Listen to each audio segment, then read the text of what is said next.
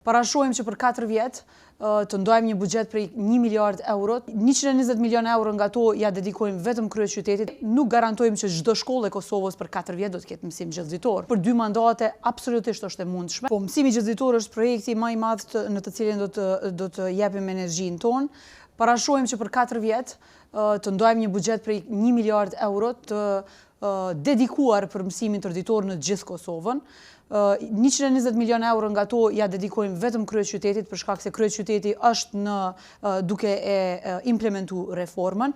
Këtu mbulohen investime kapitale në ndërtesa, në kuzhina, në mësimdhënës, në shujtat e ngrohta dhe në gjitha aktivitetet e tjera të cilat janë përcjellëse të mësimit tërditor.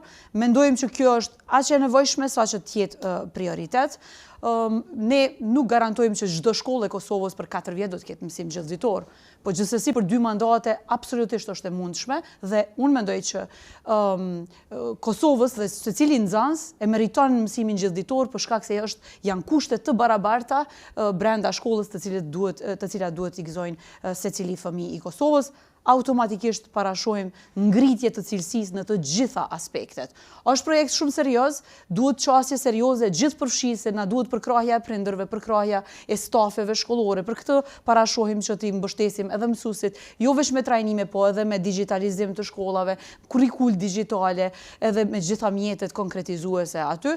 Mendoj që në këtë rrugtim ka shumë donatorë të jashtëm, projekte të IPA-s të cilat do të na mbështesnin, sepse është model evropian dhe mund të merren shembuj të mirë nga Evropa dhe mund të bëhen projekte kreative po ashtu.